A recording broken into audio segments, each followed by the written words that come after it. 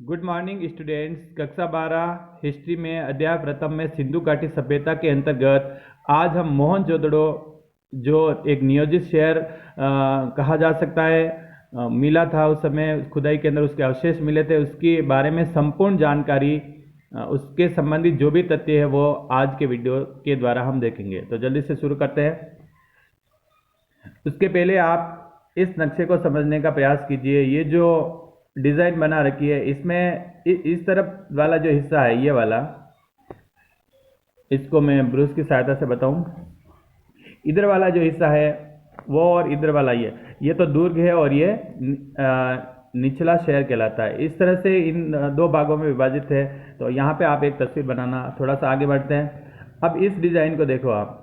ये एक आवासीय भवन की डिज़ाइन बता रखी है कि किस तरह मोहनजोदड़ो के अंदर जो बनावट थी भवनों की वो किस तरह से थी। इसमें आप देखना कि यहाँ पर ये देखो ऊपर चढ़ने के लिए सीढ़ियाँ बनी हुई है। यहाँ पे बहुत सारे, जैसे कि ये यहाँ पे देखो ये सीढ़ियाँ बनी हुई है।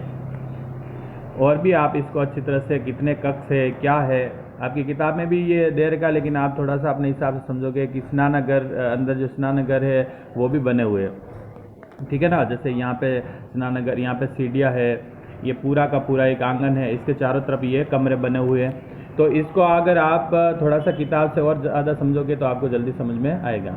थोड़ा सा आगे बढ़ते हैं। अब इस मैप को देखना। ये जो मैप है वो दुर्ग की बनावट किस तरह से थी, कि दुर्ग कैसे होते थे, ऊंचाई पे होते थे, क्या होता था। उसमें भी एक बहुत बड़े जो अनुष्ठानिक भवन वगैरह, स्नानगृह वगैरह सब इसके अंदर होते थे। आप इस मैप को एक बार देखना। अब मैं तथ्यों से आपको परिचित करवाता हूँ।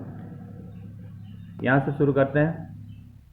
इसका पहला बिंदु देखो कि एक नियोजित शहरी केंद्र माना जाता है मोहनजोदड़ो। यह हड़प्पा सभ्यता का सबसे प्रसिद्ध पुरास्थल है। यह बस्ती दो भागों में विभाजित थी। यहाँ बहुत ही ज़्यादा महत्वपूर्ण है। एक भाग जो कि पश्चिम की ओर था और छोटा होता था और ऊंचाई पर बना हुआ था, उसको दुर्ग नाम से भी जाना जाता। दूसरा भाग पूर्वी भाग होता था जो बहुत बड़ा, उससे बहुत बड़ा होता था, यानी कि दुर्ग से बड़ा होता था और निचले स्थानों पर बनाया जाता था, जिसे निचला शहर के नाम से जाना गया। इतिहासकारों ने यह नाम दिया।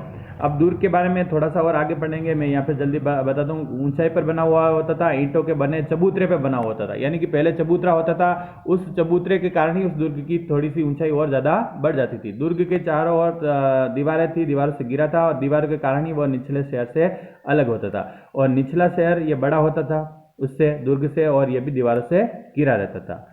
आगे बढ़ते हैं। पांचवा बिंदु देखो, भवन ऊंचे चबूतरे पर बनाया जाता था। कोई भी भवन जो आवश्यक था वो एक चबूतरे पे बनाया जाता था, ताकि एक ऊंचाई बनी रहे। बड़े पैमाने पर अगर इतना, जैसे बहुत ज़्यादा ऊंचा बनाया जाता था चबूतरा, तो उसके लिए बहुत ज़्यादा श्रमिक की आवश्यकता पड़ती थी। तो उस समय बहुत ज़्यादा श्रमिक एक आवासीय भवन को बनाने में काम लिए जाते, क्योंकि बड़े बड़े भवन होते थे। बस्ती का नियोजन किया जाता था, पहले प्लानिंग की जाती थी। जैसे आजकल पहले हम नक्शा बनाते हैं पूरा, तो वैसे ही उस समय भी ऐसा होता होगा। ईंटों का अनुपात यहाँ पे देखो।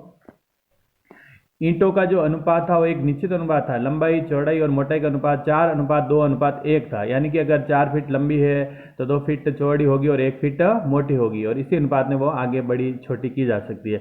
नालों का निर्माण, ये बहुत ही इंपॉर्टेंट है। सिंधु घाटी सभ्यता की एक महत्वपूर्ण विशेषता है कि नालियाँ, गंदे पानी के निकास के लिए नालियाँ बनाई गई है वो एक, और उनकी जो सड़कें और गलियाँ थी वो एक ग्रिड पद्धति में बनाई गई। मोहनजोदड़ो के अंदर जो एक ग्रिड पद्धति, यानी कि एक दूसरे सड़कें भी एक दूसरे को समकोण पर काटती, सीधे नालियों के साथ गलियों को भी बनाया गया। गंदे पानी के निकास की ये उत्तम व्यवस्था थी।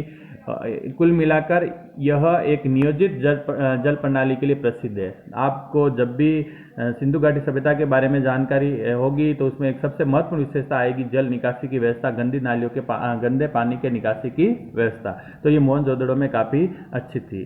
अगला बिंदु देखते हैं, 7वां। गृह स्थापत्य, घर कैसे स्थापित होते थे। आवश्यक भवन में आंगन केंद्रित होते थे, यानी आंगन होता था और चारों तरफ कमरे बने थे।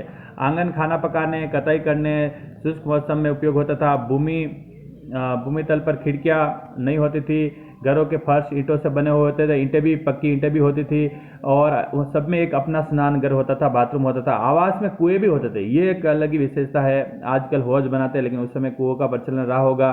और कुएं भी कहाँ होते थे, बाहर जो कक्ष होता था, ताकि कोई बाहर से आकर के अगर उसमें कोई भी राहगीर चलता हो, उस कुएं से पानी पीना चाहे या कोई उपयोग करना चाहे पानी का, तो वो कर सकता था। मोहनजोदड़ो के अंदर ही ऐसे कम से कम 700 कुएं मिले हैं, तो समझ लो कि मोहनजोदड़ो कितना विकसित रहा होगा।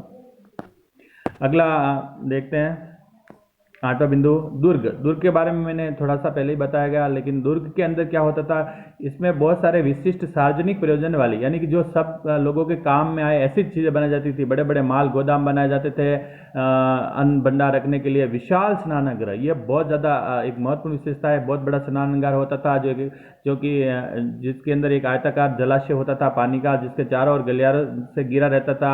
जलाशय की जो किनारे की ईंटों को जमा कर जिप्सम से में गारे का प्रयोग करके उसको जलबद्ध कर दिया जाता था, ताकि उसका पानी रिसाव नहीं हो जमीन के अंदर और पानी उसके अंदर बना रहे। इसके 3 और कक्ष बने थे, इसमें एक बड़ा कुआं भी होता था। गलियारे के दोनों और 4-4 स्नानगृह होते थे।